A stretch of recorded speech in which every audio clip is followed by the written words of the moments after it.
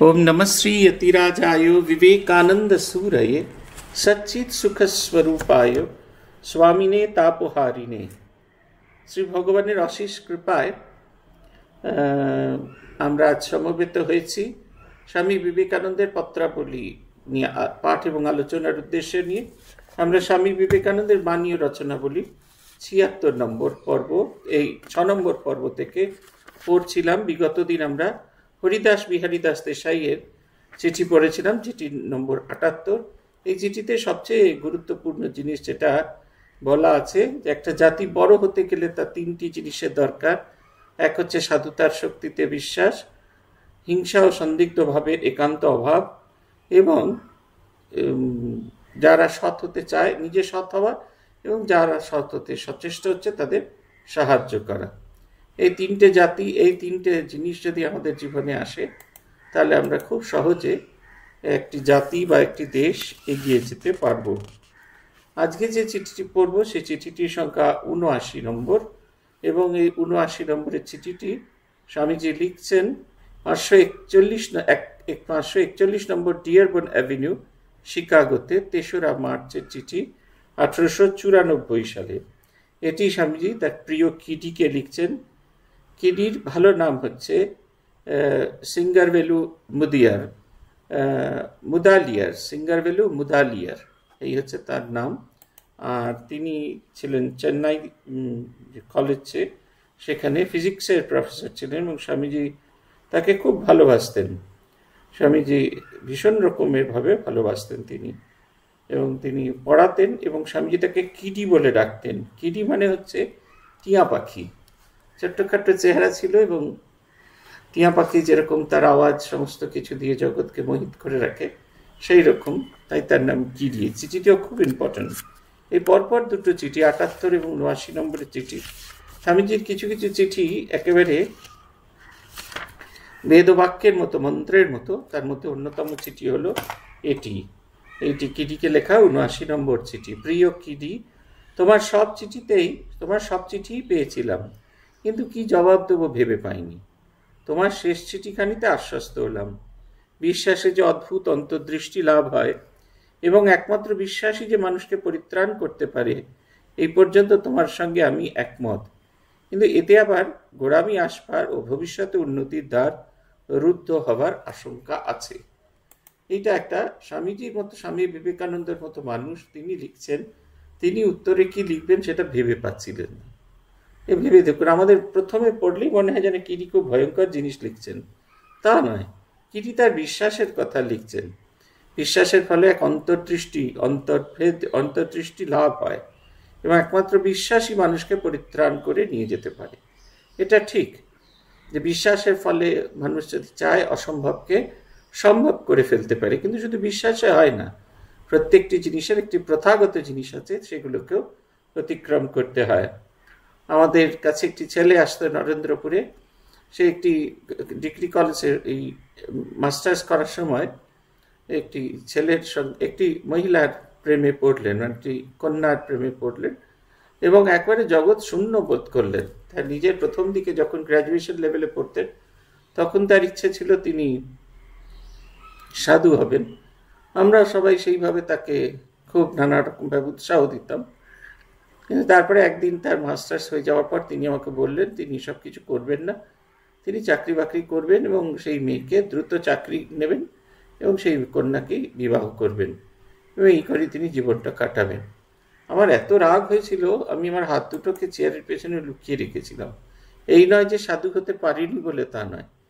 এই যে কপট আচরণ, একরকম হতে চাই আর এক রকমের পরিচয় দিচ্ছি, এই জন্য পরবর্তীকালে এই কন্যা তাকে ছেড়ে চলে যায়। কারণ কেউ একটি ছেলে চাকরি পেয়ে তারপরে একটু দাঁড়িয়ে এস্টাবলিশ হয়ে তারপরে বিয়ে করতে তার তো একটু সময় লাগবে। তো কন্যার মা বললেন যে তোমার কোনো ভবিষ্যৎ নেই, অতএব তুমি আমার মেয়ের পেছনে আর ঘুরে বেরিও না। ছেলেটি প্রায় আতপাগল হয়ে গেছিল ভালোবাসার ছোটে।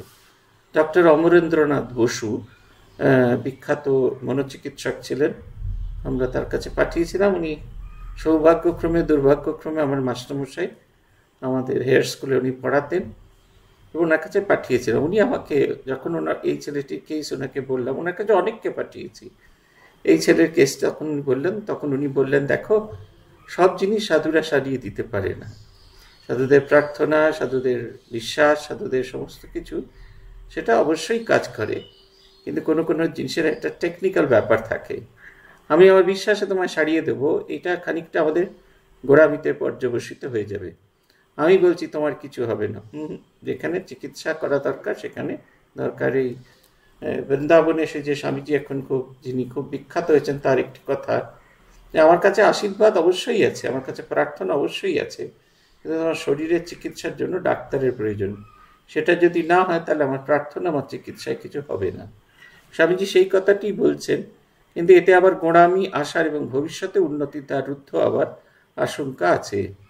জ্ঞানমার্গ খুব ঠিক, কিন্তু এতে আশঙ্কা এই, পাছে তা শুষ্ক পাণ্ডিত্যে পর্যবসিত হয়।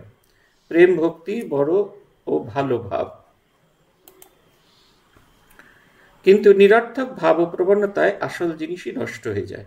এগুলির সামঞ্জস্য দরকার। এটি হচ্ছে আসল কথা, যেটি স্বামীজি বলছেন, যে জ্ঞানে খুব দ্রুত ভগবত দিকে এগিয়ে যাওয়া যায় এবং এটা নিখুঁতভাবে ভগবত অনুভূতি আমাদের দেয়।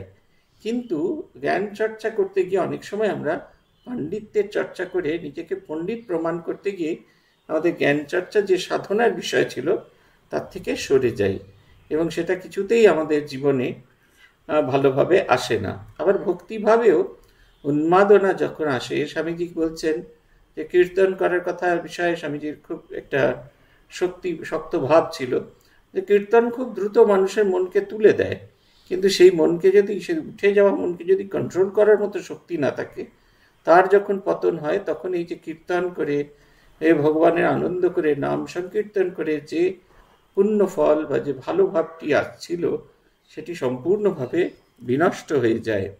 তাই বলছেন এগুলির সামঞ্জস্য দরকার। শ্রীরামকৃষ্ণের জীবন এইরূপ সমন্বয়পূর্ণ ছিল।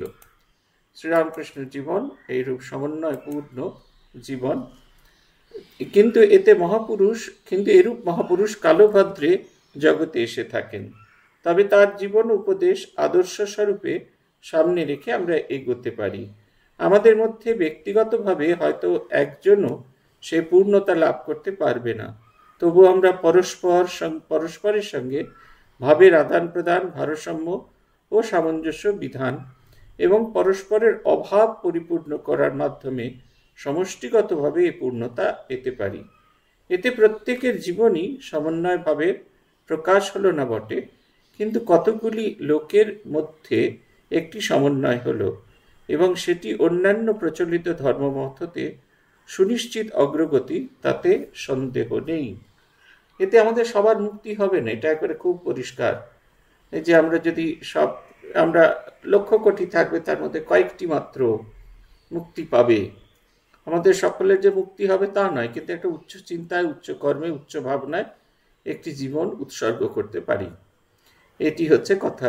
ব্রজগা মোক্ষপ্রাণা মাতাজির ক্লাস নোট, ব্রহ্মচারিণীতে তিনি যে ক্লাস নিতেন, সেই ক্লাস নোটসের একটি অংশ প্রকাশিত হয়েছিল। সেইখানে একটা জায়গায় তিনি বলছেন, তোমরা হয়তো ভাবছো আশাদির মতো, মানে ব্রজগা মুক্তিপ্রাণার মতো তোমরা বড় লেখিকা হবে, লক্ষ্মীদির মতো বড় বাগ্মী হবে। আমরা আসলে সাধু হতে এসেছি, সাধু হওয়াটাই আমাদের জীবনের লক্ষ্য, এগুলো আসবেই। কিন্তু যেটি ভেবে আমাদের সাধু হওয়া, সেটি হচ্ছে এই, যেন একটা উচ্চ কর্মে, উচ্চ চিন্তায়, উচ্চভাবে আমরা আমাদের জীবনকে উৎসর্গ করতে পারি। এই ভাবনাটি যেন আমাদের জীবনের মধ্যে থাকে। আমি ভগবান লাভ করতে পারলাম না, এটা ঠিক, কিন্তু ভগবত চিন্তায় যেন সবসময় মন লেগে থাকে। শ্রীরামকৃষ্ণ জীবন আমাদের ধর্ম সমন্বয়ের কথা বলেন, ভাব ও সমন্বয়ের কথা বলেন, এবং এই ভাব ও সমন্বয়কারী মানুষজন একে অপরের সঙ্গে এসে পরস্পরের মত প্রকাশ করতে পারেন। একজন আরেকজনের ভাব আরেকজনকে বলতে পারেন, আরেকজন আরেকজনের ভাব তার সঙ্গে বলতে পারেন। এইটির জন্য আমাদের একত্রিত হওয়া, এই চর্চা করাটা খুব জরুরি। আমরা ভক্ত সম্মেলনে যখন আসছি, তখন এই কতগুলো কথা খুব রেগুলারলি আমি বলে থাকি। নম্বর 1, ভক্ত সম্মেলনে আসার সময়, ভক্ত সম্মেলনে যখন আমরা ঘরে প্রবেশ করছি, আমরা যেন আমাদের ব্যক্তিগত পরিচয়, যেটা সারা জীবন ধরে বয়ে নিয়ে আসছি, সেটাকে ঘরের বাইরে রেখে আমি শ্রীরামকৃষ্ণের সন্তান, আমি শ্রীরামকৃষ্ণ, এই যে পাশাপাশি যারা বসে আছে তারাও প্রত্যেকে শ্রীরামকৃষ্ণের সন্তান, অতএব তারা সম্পর্কে আমার ভাই বোন, এই বোধটা যেন জাগে।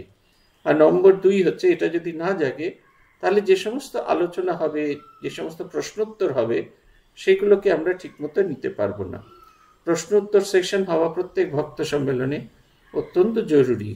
তার কারণ অনেক সময় অনেক প্রশ্ন আমরা নিজেরা করে উঠতে পারি না, কিন্তু একই প্রশ্ন অন্যের মনে এসেছে, সে যখন সেই প্রশ্নটা করে তখন তার প্রশ্নের উত্তর আমরা পাই। শ্রীরামকৃষ্ণ জীবন আমাদের সেই রকমভাবে আমাদের জীবনের আমাদের প্রশ্নগুলির উত্তর। তাই এই সমন্বয় সাধনকারী এই জীবনটি আমাদের জীবনে আসা খুব জরুরি। জীবনের চর্চা, কখনো তার ভেতরে কোনো একঘেয়ে ভাব দেখিনি। শাক্ত তার কাছে এসে মনে করেছে ঠাকুরের মতো শাক্ত জগৎ সংসারে আর দুটো হয় না। তারপর অন্যান্যরাও তাই একই রকম মনে করেছেন। বিভিন্ন ভাবের মানুষরা তাকে তাদের মতোই মনে করেছিলেন। এমন সমন্বয়কারী মানুষ আমরা খুঁজে পাব না। কোনো ধর্মকে ফলপ্রসূ করতে হলে তাই নিয়ে একেবারে মেতে যাওয়া দরকার, অথচ যাতে সংকীর্ণ সাম্প্রদায়িক ভাব না আসে সেদিকে লক্ষ্য রাখতে হবে। এই জন্য আমরা একটি অসাম্প্রদায়িক সম্প্রদায় হতে চাই। সম্প্রদায়ের যে সকল উপকারিতা তাও তাতে পাব, আবার তাতে সার্বভৌম ধর্মের উদার ভাবও থাকবে। কোন একটা জিনিসকে যদি ফলপ্রসূ করতে হয়, ধরুন আপনি সাধারণভাবেই বলছি, আপনি হয়তো কোনো বাড়িতে গেস্ট আসবেন, খুব ভালো কিছু রান্না করতে চান, আপনাকে একেবারে সবটুকু মন তাতে দিয়ে দিতে হবে, সেই ইচ্ছাটা করতে হবে। প্রথমে ভাবতে হবে কি রান্না করবেন, সেই রান্নাগুলি করার জন্য যে সবজি দরকার, যে মশলা দরকার, সেগুলিকে একত্রীকরণ, এবং সেই মানুষটি আসার অনেকক্ষণ আগেই সেই খাবার দাবার সমস্ত প্রস্তুত করে ফেলা, যাতে সেই মানুষটি যখন আসবে আপনি তার সঙ্গে বার্তালাপ কথোপকথন করতে পারেন। শুধু এইখানেই নয়, তাকে খাইয়ে তাকে তৃপ্তি দান করে আপনিও আনন্দে ভরপুর হতে পারেন। ঠিক সেই রকম যখনই কোনো ভাবেরকে পূর্ণাঙ্গ রূপ আমরা দেখতে চাই, তাতে সম্পূর্ণ মেতে যেতে হয়। শ্রীরামকৃষ্ণ জীবনে আমরা দেখেছি, যখন তিনি সাধন ভজন করতেন, যখন তিনি সমাধিতে মগ্ন, এই জগৎটা তার কাছে মিথ্যে হয়ে যেত। আবার যখন তিনি নরেন্দ্রা খালেদের সাথে মিশতেন, এদের সঙ্গে গল্প করতেন, আবার এদের মতো হয়ে, এদের লেভেলে নেমে এসে তিনি আলোচনা করতেন। এই ভাবটি আমাদের থাকা দরকার। এটি তখনই হয় যখন আমাদের অসাম্প্রদায়িক সম্প্রদায় তৈরি করতে পারি, যেটি কোনো বিশেষ কোনো মতকে ধারণ করবে না। আপনাদের অনেককেই বলেছি একটি বইয়ে, দুটি বইয়ের কথা, the way of a pilgrim and pilgrim's progress. এই যে দুটি বই, তার মধ্যে যে ওয়ে অফ এ পিলগ্রিম, সেটি যখন লেখা হয় তার প্রেক্ষাপট হলো এই যে একটি রাশিয়ান ছেলে, আপনি বারবার হাত তুলছেন কেন বলুন তো গীতিগুপ্ত, কি সমস্যা হচ্ছে? এটা নিয়ে দ্বিতীয়বার এই কি হয়, একবারে এটা নষ্ট হয়ে যায়, প্রবাহটা নষ্ট হয়ে যায়। সেই ওয়ে অফ এ পিলগ্রিম, সেইখানে সেই ছেলেটি একটি দুর্ঘটনায় তার স্ত্রী, তার দাদু ঠাকুমা সকলকে হারায়। তাদের কাঠের বাড়ি তার ছোট ভাই পুড়িয়ে একবারে নষ্ট করে দিয়েছিল, ফলে যেটুকু সম্পদ ছিল সেটুকুও সম্পূর্ণ নষ্ট হয়ে গেল। সে একটি ন্যাপস্যাক আর তার সঙ্গে থাকা দুটি বই, একটি হচ্ছে বাইবেল এবং একটি ফিলোকালিয়া, সেইটা নিয়ে সে যাত্রা করলো। একেবারে সে এক জায়গা থেকে আরেক জায়গায় যাত্রা করলো। ক্ষেতের পাশে মানুষের ক্ষেতে কাজ করত, এবং ক্ষেত পাহারা দেওয়ার জন্য যে ছোট ছোট ঘর থাকতো, সেই ঘরেই থাকতো। খেতে কাজ করার জন্য কখনো একটা পাউরুটি বা কখনো দুটো পাউরুটি পেতেন, এবং সেই খেয়েই তার জীবন কাটত। কিন্তু সেই নানা জীবনের নানা অভিজ্ঞতা তার বাইবেলের সঙ্গে মিলিয়ে সে সেই জীবনের অভিজ্ঞতাগুলোকে, ধর্মমতের অভিজ্ঞতাগুলোকে মেলাতে থাকতো, এবং তাই সে লেখা শুরু করলো। সে অনুভব করেছিল, তার গ্রন্থ যদি পড়া যায় আপনারা দেখবেন, সে অনুভব করেছিল শ্রীরামকৃষ্ণের এই যত মত তত পথ, এই যে কথাটা আমরা বলছি, যে সমস্ত মতপথ এক জায়গায় গিয়ে মিশেছে। সে পুকুরের উদাহরণ দিয়েছেন, যে পুকুর থেকে সবাই, কেউ জল নিচ্ছে, কেউ অ্যাকোয়া নিচ্ছে, কেউ ওয়াটার, কেউ পানি বলে নিচ্ছে, তার নামকরণটা আলাদা করছে, কিন্তু সবাই সেই জলটি নিচ্ছেন। এই ঘটনাটা কতটা সত্য তিনি তার জীবনের আলোচনা, আর ওই দুটি গ্রন্থ, একটি হচ্ছে বাইবেল আর ফিলোকালিয়া হচ্ছে খ্রিস্টান মহাপুরুষদের তাদের অনুভবের গল্প, সেগুলো ওখানে রাখা আছে। সেগুলো তিনটে মিলে তার মনে হতে থাকলো যে ঈশ্বর সর্বব্যাপী, তার প্রার্থনা ছিল, সে প্রত্যেকবার থেকে প্রার্থনা করতো, চার্চে গিয়ে প্রার্থনা করতো, হে ঈশ্বর আমায় দেখা দাও, হে ঈশ্বর আমায় দেখা দাও, হে ঈশ্বর আমায় দেখা দাও। কিন্তু এই যে তার যে জার্নিটা শুরু হলো, এবং এই জার্নিতে সে সমস্ত যাত্রাপথে তার নানা জীবনে নানা অভিজ্ঞতায় যে স্বামীজির যেরকম মনে হয়েছিল প্রতি অণুতে প্রতি পরমাণুতে তিনি বিরাজ করছেন, এই বোধটি তার তীব্রভাবে হলো। ভগবান যদিও সর্বত্র আছেন বটে, কিন্তু তাকে আমরা জানতে পারি কেবল মানব চরিত্রের মধ্যে দিয়ে। শ্রীরামকৃষ্ণের মতো এত উন্নত চরিত্র কোনো কালে কোনো মহাপুরুষের হয় নাই। সুতরাং তাকেই কেন্দ্র করে আমাদিগকে সঙ্গবদ্ধ হতে হবে। অথচ প্রত্যেকে তার নিজের ভাব গ্রহণ করার স্বাধীনতা থাকবে। কেউ আচার্য বলুক, কেউ পরিত্রাতা, কেউ ঈশ্বর, কেউ আদর্শ পুরুষ, কেউ মহাপুরুষ, যার যা খুশি। এটা হচ্ছে কথা। শ্রীরামকৃষ্ণ জীবনের এটি হচ্ছে খুব একটি ইম্পর্টেন্ট কথা। তার জীবন তাকে যে যেভাবে খুশি দেখুক না কেন, সবার কাছে তিনি সমানভাবে প্রকাশিত। এবং এই ধর্মসঙ্গ যে তৈরি হয়েছে, শ্রীরামকৃষ্ণের এই উদার ভাবটিকে একেবারে গ্রহণ করে এটি হয়েছে। এটিকে নিয়েই তাদের চর্চা এবং এই ভাবটিকেই তারা নিজেদের মধ্যে রাখার চেষ্টা করেছে।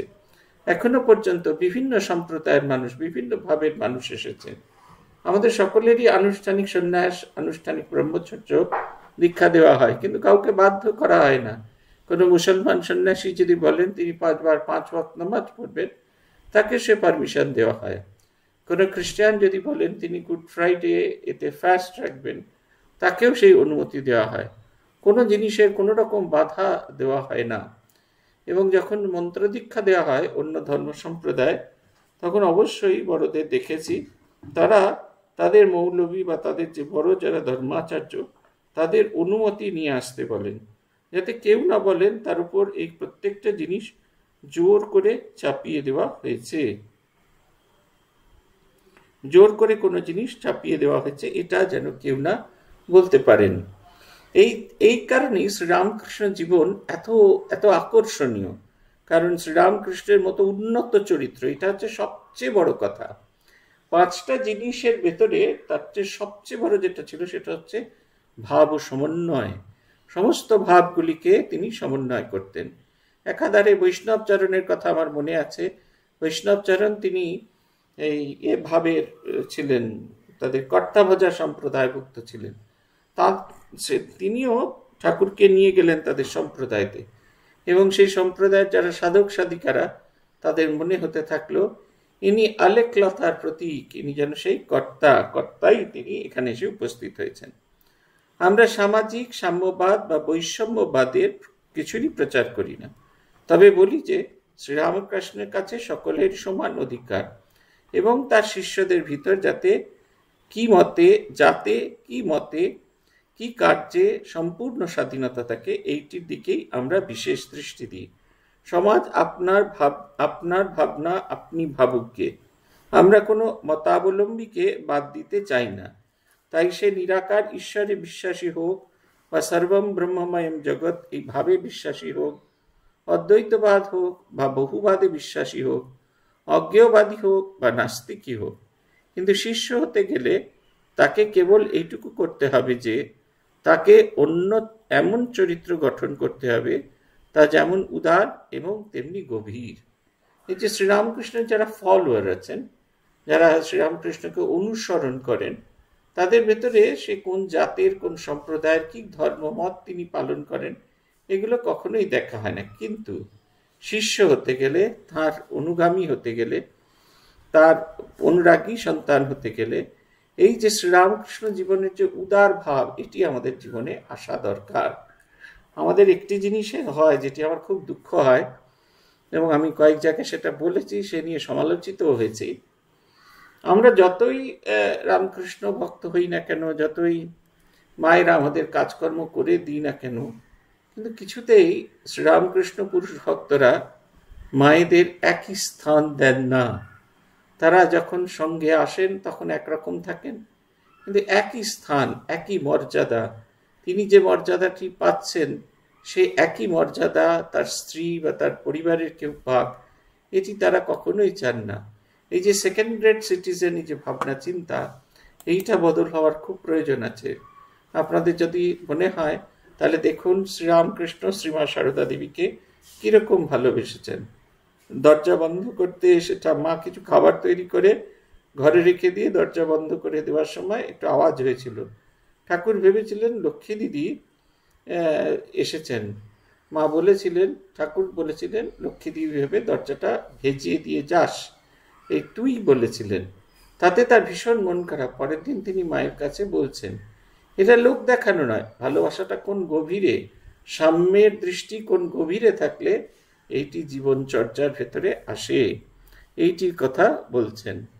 অপরের অনিষ্টকর না হলে আচার ব্যবহার, চরিত্র গঠন বা পানাহার সম্বন্ধেও আমরা কোনো বিশেষ নৈতিক মতের উপর জোর দিই না। এইটুকু বলে আমরা লোককে তার নিজের বিচারের উপর নির্ভর করতে বলি।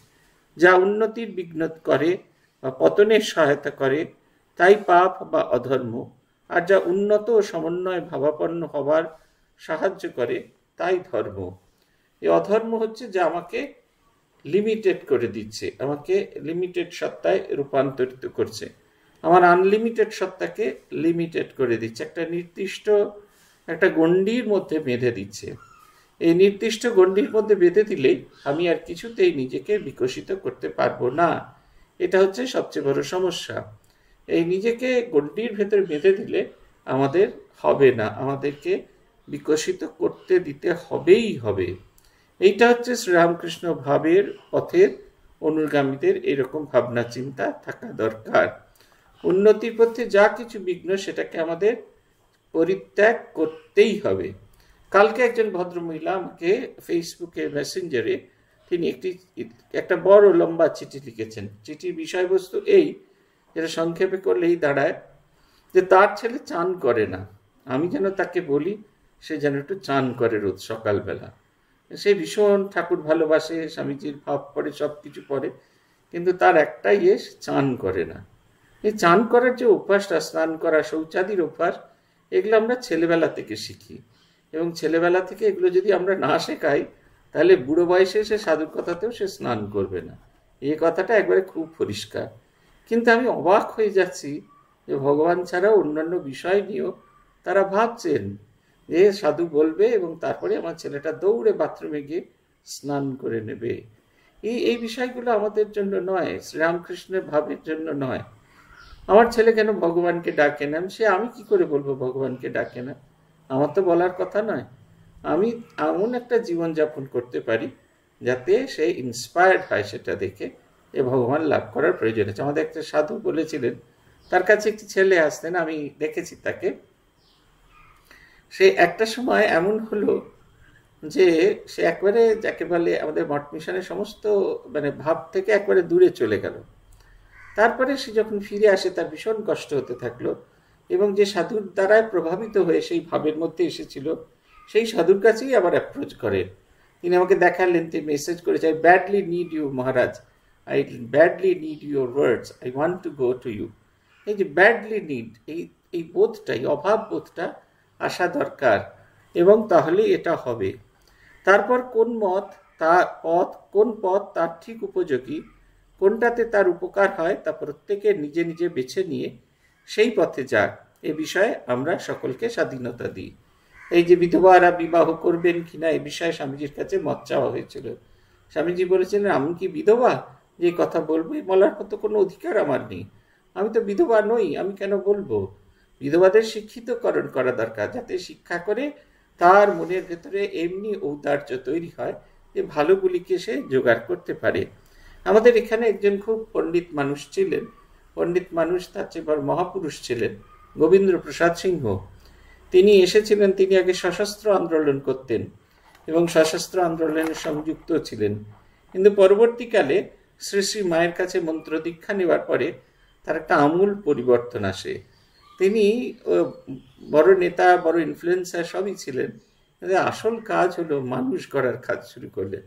ছেলেদের জন্য স্কুল, মেয়েদের জন্য স্কুল, বিভিন্ন রকম ছেলেমেয়েরা যাতে হাতে কলমে কিছু কাজ শিখে একটু একটু করে নিজের পায়ে দাঁড়াতে পারে, সেই সবের চেষ্টা এইগুলো হতে থাকলো। এটা একটা অদ্ভুত ব্যাপার, একটা অদ্ভুত জিনিস হতে থাকলো। এবং ধীরে ধীরে ধীরে ধীরে মানুষের ভেতরে গোবিন্দ প্রসাদের ছায়া পড়তে থাকলো। গোবিন্দ ধাম, তার এই জায়গাটার নাম গোবিন্দ ধাম হয়ে গেল। তারা গোবিন্দ প্রসাদকে তাদের জীবনের ধ্রুবতারা। অতএব তিনি কিন্তু আপনার আমার মতোই হাতে এইরকম মাটির পৃথিবীরই মানুষ, কিন্তু তিনি এমন একটা চরিত্র তৈরি করলেন, এমন একটা ভাব তৈরি করলেন যে তার ভেতরে ভীষণ পরিবর্তন হবে। এসপি সিং ছিলেন আমাদের আইএএস অফিসার। পরবর্তীকালে উনি সিকিমের বোধহয় গভর্নর হয়েছিলেন। তিনি এসেছিলেন বেলুড় মাঠে। তিনি বললেন যে তার বাবা সশস্ত্র আন্দোলনে যুক্ত ছিলেন এবং তার জন্য তার জেলও হয়েছিল। জেলার তাকে ওই এটি পড়তে দেন, সূর্যকান্ত ত্রিপাঠী নিরালার শ্রীরামকৃষ্ণ বচনামৃত, কথামৃতের অনুবাদ হচ্ছে, সেটি পড়তে দেন। এবং সেটি পড়ার ফলে তার নিজের ভেতরে এমন পরিবর্তন হলো, তিনি মনে করলেন সশস্ত্র আন্দোলনের চেয়ে প্রয়োজন, স্বামীজি বলছেন না, মানুষ গড়ার কাজ। তিনি পেশায় শিক্ষক ছিলেন, আদর্শ ছাত্র তৈরি করা শুরু করে দিলেন এবং এটি তার সারা জীবনের ব্রত হয়ে দাঁড়ালো। বলছেন যে যেরকম ভাবে তাকে প্রথম ওইটা ভাবটা ভাবিয়ে দেওয়া, যেমন একজন হয়তো মাংস খেলে সহজে উন্নতি হতে পারে, আরেকজন হয়তো ফলমূল খেলে হয়। যার যা নিজের ভাব সে তা করুক, কিন্তু একজন যা করছে তা যদি অপরে করে তার ক্ষতি হতে পারে। কারো কোনো অধিকার নেই সে অপরকে, কতগুলি লোকের পক্ষে হয়তো কারোর কোনো অধিকার নেই সে অপরকে গাল দেবে, তাকে নিজের মতে নিয়ে যাবার জন্য পিরাপিরি করা তো দূরের কথা। কতগুলি লোকের পক্ষে হয়তো দ্বার পরিগ্রহ উন্নতির খুব সহায়ক হতে পারে, অপরের পক্ষে তা বিশেষ ক্ষতিকর। তা বলে অবিবাহিত ব্যক্তির বিবাহিত শিষ্যকে একথা বলবার কোনো অধিকার নেই যে সে ভুল পথে যাচ্ছে। জোর করে তাকে নিজের মধ্যে আনাবার চেষ্টা করার তো দূরের কথা। গঙ্গাসাগরে আছি, মনসাদ্বীপে আছি, একদল ভক্ত এসেছেন, তারা উত্তর রাজস্থান থেকে এসেছেন এবং তারা মন্দির টন্দির বাগান টাগান দর্শন করে অধ্যক্ষের সঙ্গে দেখা করতে এসেছে। আমাকে বললেন, अच्छा स्वामी जी आप लोगों का तो सब ठीक है, लेकिन ये मछली खाने के विषय में स्वामी विवेकानंद का क्या विचार था? তখন আমি বললাম, শাকাহারি ভোজন करने के लिए नहीं कहते थे। তখন আমি বললাম, স্বামী বিবেকানন্দ আমাদের মনটাকে নিরামিষ করতে বলেছেন। খেতে আমিষ নিরামিষ যেটা ভালো লাগে সেটাই খেতে বলেছেন, কিন্তু মনটাকে নিরামিষ করতে বলেছেন, মনটাকে শাকাহারি করতে বলেছেন। মনের ভেতরে আমিষ ভাব রেখে আর নিরামিষ খেলে কোনো লাভ হবে না। এইটা আমাদের সঙ্গে আমি দেখেছি, ভীষণ রকমের একটা উদার ভাব আছে, যার যেটি ভালো লাগে তার সেটি করেন। এমনকি আমাদের সঙ্গে তামাক খাওয়া অবধি অ্যালাউড আছে। কিন্তু এখন ছেলেরা যারা খুব স্বাস্থ্য সচেতন ছেলে সাধু হতে আসছে, তারা অনুভব করছে যে এটি তাদের জীবনের পক্ষে ভালো নয়। তাহলে আমরা যখন সাধু হতে এসেছি তখন যে পরিমাণ তামাক খাওয়া সাধু দেখেছি, এখন সেই পরিমাণটা প্রায় 75% চলে গেছে, কমে গেছে। মানুষ নিজে বুঝতে পারবে কোনটা ভালো কোনটা মন্দ, তখন সে আপনা আপনি চেষ্টা করবেন। আমাদের বিশ্বাস সব প্রাণী ব্রহ্মস্বরূপ, প্রত্যেক আত্মাই যেন মেঘে ঢাকা সূর্যের মতো। একজনের সঙ্গে আরেকজনের তফাৎকে বলেই কোথাও সূর্যের ওপর ঘন মেঘের আবরণ, কোথাও বা এই আবরণ পাতলা। আমাদের বিশ্বাস জ্ঞাতসারে বা অজ্ঞাতসারে এইটি সকল ধর্মেরই ভিত্তির স্বরূপ।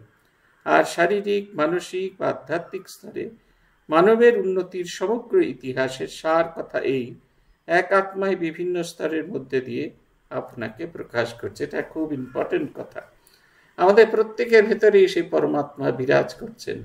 আমরা কেউ এটা খুব পরিষ্কারভাবে অনুভব করতে পারি, কেউ এটা পরিষ্কারভাবে অনুভব করতে পারি না। তার কারণ হচ্ছে আমি আমার মনের উপর যেরকমভাবে অজ্ঞানের ছায়া জ্বালিয়ে রেখেছি সেই অনুযায়ী আমি প্রকাশিত হচ্ছি। যেমন মেঘের ওপর, সূর্যের ওপর ঘন কালো মেঘ চলে গেলে সূর্য দৃশ্যমান হয় না, তাই বলে কি সূর্য নেই? এটি হচ্ছে কথা। উদারতার প্রসঙ্গে একটি ছোট্ট ঘটনা মনে পড়ে গেল। এটা স্বামী শতবর্ষালয় স্বামী মাধবানন্দের এই গ্রন্থে আছে, স্বামী শশাঙ্কানন্দজির স্মৃতিতে। আমরা এটা তার মুখেতেও শুনেছি। শশাঙ্কানন্দজি যখন দিল্লি আশ্রমে জয়েন করতে এলেন, তখন সেখানে 4:30 সময় মঙ্গলারতি হতো এবং সেই 4:30 সময় মঙ্গলারতি গিয়ে তারপরে তিনি যখন জপ করতে বসতেন বেশিরভাগ তিনি ঘুমোতেন। তার মন্ত্রগুরু হলেন স্বামী মাধবানন্দজি মহারাজ। মাধবানন্দজি সেই সময় এসেছেন। মাধবানন্দজিকে তিনি এই কথা বলাতে মাধবানন্দজি তাকে বললেন, যদি তোমার মনে হয় আধা ঘন্টা একটু ঘুমোলে তুমি বেশি ভালো করে জপ ধ্যান করতে পারবে, তো অবশ্যই আধা ঘন্টা দেরি করেই তুমি ঘুম থেকে উঠবে। এ বিষয়ে তোমায় কেউ কিছু বললে তুমি আমাকে রেফারেন্স দেবে। কেউ তাকে জিজ্ঞাসা করেনি কোনোদিন, কিন্তু তিনি বললেন এই উদারতাটা তার ভেতরে দেখলাম। স্বামী সোমেশ্বরানন্দজি মাধবানন্দকে জিজ্ঞেস করছেন, আপনি কি বিশ্বাস করেন এই যে জপ ধ্যান, এই যে আপনারা মন্ত্রাদি দেন, যে সাধন পদ্ধতি বলেন, এই সাধন পদ্ধতি দিয়ে মুক্তি হয়? মাধবানন্দজি বলছেন, তোমায় কে বলেছে বিশ্বাস করতে? তুমি করে দেখো, যদি হয় তো পাবে, আর যদি না হয় তাহলে পাবে না। অতএব তোমাকে অন্যের কথা শুনে কেন তুমি বিশ্বাস করে করবে? নিজের দৃষ্টি, অন্তর্ভেদী দৃষ্টি দিয়ে সেটাকে গ্রহণ করো। আত্মস্থানন্দজি মহারাজ 3টি গ্রন্থ পড়তে আমাদের নিষেধ করতেন প্রাথমিক অবস্থায়। একটি হচ্ছে বিশ্বচেতনায় শ্রীরামকৃষ্ণ, দ্বিতীয়টি হচ্ছে শতরূপে সারদা, আর তৃতীয়টি হচ্ছে চিন্তানায়ক বিবেকানন্দ। তিনি এমন কথা বলতেন না যে গ্রন্থগুলো খারাপ, এগুলো পড়ো না, এরকম কথা বলতেন না। তিনি বলতেন এগুলো হচ্ছে গবেষণামূলক গ্রন্থ, প্রত্যেকে ঠাকুর মা স্বামীজিকে যেভাবে দেখেছে সেইভাবে ব্যক্ত করেছে, ওতে আমারও লেখা আছে জানিস তো।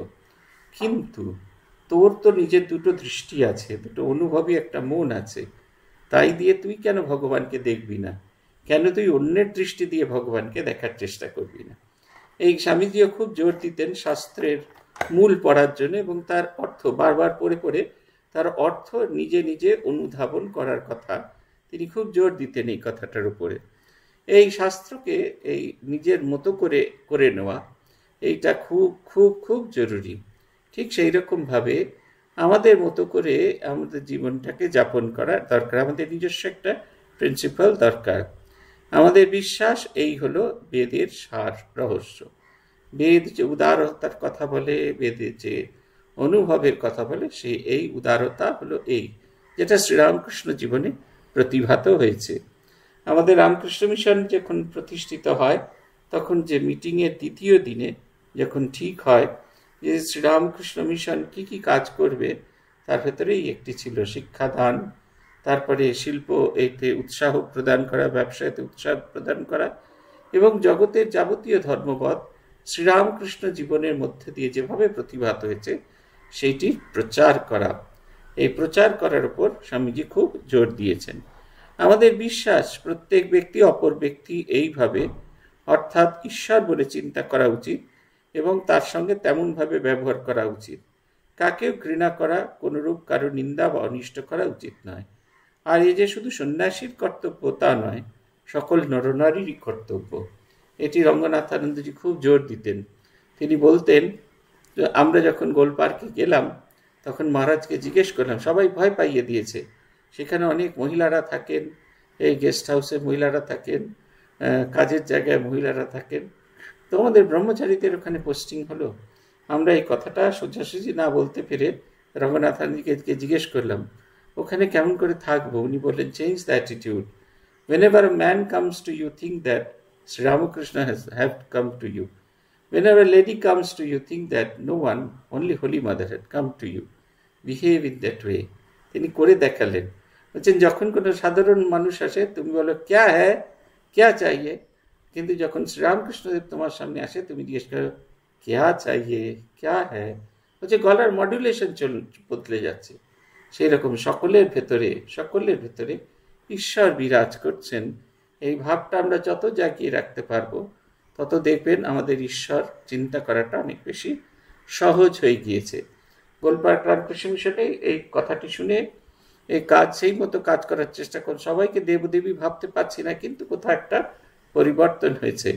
আমাদের মনে আছে কাউন্টারে এক ভদ্রলোক এলেন, তাকে আমি খালি কথা প্রসঙ্গে বললাম, মানে বইটা নেব তো, আমি বললাম বলুন। ওনারা চুপটি করে দাঁড়িয়ে আছেন। আমি তখন কি বলুন, কি বলবেন? বলছেন এই প্রথম কাউন্টারের ওপর থেকে কেউ বলছে বলুন, প্লিজ সে সামথিং। সবসময় বলা হয় যা বলছি সেইটাই করুন। বলছেন এই যে অ্যাটিটিউডটা বদলালে দেখুন একটা অদ্ভুত পরিবর্তন আসে। এটা আমার কাছে একটা খুব বড় শিক্ষা ছিল। সেই ভদ্রলোক বলছিলেন তার কন্যা যখন ছোট ছিলেন, সে তখন বিদেশে, তার মাপ নিয়ে এই চিলড্রেন্স লাইব্রেরি চেয়ার টেবিল আনা হচ্ছে। তিনি এত বছর ধরে ইনস্টিটিউট অফ কালচারে আসছেন, তিনি এই কথাটি বলছেন। আমাদের বিশ্বাস আত্মাতে লিঙ্গভেদ বা জাতিভেদ নেই এবং বা তাতে অপূর্ণতাও নেই। আমাদের বিশ্বাস সমুদয় বেদ, দর্শন, পুরাণ ও তন্ত্ররাশির ভিতরে কোথাও একথা নেই যে আত্মায় লিঙ্গ, ধর্ম, জাতিভেদ আছে। এই হেতু যারা বলেন ধর্ম আবার সমাজ সংস্কারের সম্বন্ধে কি বলবে, তাদের সঙ্গে আমরা একমত। কিন্তু তাদের আবার আমাদের একথা মানতে হবে, ধর্মের কোনরূপ সামাজিক বিধান দেবার বা সকল জীবের মধ্যে বৈষম্যবাদ প্রচার করবারও কোনো অধিকার নেই। কারণ ধর্মের লক্ষ্যই হচ্ছে এই কাল্পনিক ভয়ানক বৈষম্যকে একেবারে নাশ করে দেওয়া। এটা হচ্ছে ধর্মের বৈশিষ্ট্য। এই কারণে কোনো রকম কোনো কিছুর মধ্যেই আমাদের যাওয়ার কথা নয়। গেরুয়া পতাকা শিবির, তারা বলছেন জয় শ্রীরাম, সেটিও মধ্যেও আমাদের যাওয়ার কথা নয়। এবং আমাদের আবার উগ্র যে ইয়েটা, আমাদের যে মার্কসিজম, সেটা নিয়ে আমাদের মতামত করা দরকার। অনেকেই আমাদের জিজ্ঞেস করছিলেন অভয়া কাণ্ড যখন হলো তখন আপনারা কেউ কোনো রকম প্রচার করলেন না। আমরা বললাম আপনারা কোন প্রতিবাদ করলেন না। আমরা বললাম আমরা প্রতিবাদী তৈরি করেছি। প্রতিবাদ তো সবাই করতে পারে, কিন্তু প্রতিবাদী তৈরি করাটা খুব কঠিন। প্রতিবাদীর ভেতরে এই ভাবটা নিহিত করা হয়, যেটা হচ্ছে, যেটা হয়েছে সেটা অন্যায় এবং সেটাকে মানা উচিত নয়। মানলে সেটা সে অন্যায়কে মানা হয়ে গিয়ে থাকে। আজ এই পর্যন্ত। শ্রী ভগবানের কৃপা হলে আগামী দিন আমরা এইখান থেকে পরবর্তী অংশে শুরু করব। কিন্তু এই দুটো চিঠি পারলে আপনারা পাশাপাশি পড়বেন। এই হরিদাস বিহারী দাস লেখা এবং কিরিকে লেখা এই চিঠি। স্বামীজির জীবনে যে কটিকে শ্রেষ্ঠ চিঠি বলে মান্যতা দেওয়া হয়, তার মধ্যে এই দুটি চিঠি অন্যতম। স্বামীজির সমস্ত বাণীর নির্যাস এখান থেকে আমরা পেতে পারি। ওম প্রণতানাম প্রসীদত্তম দেবী বিশ্বাতিহারিণী त्रैलोक्यवासिनामिते लोकानां वरदा भव। ओम शांति, ओम शांति, ओम शांति। हरि ओम तत्सत। श्री रामकृष्णार्पणमस्तु।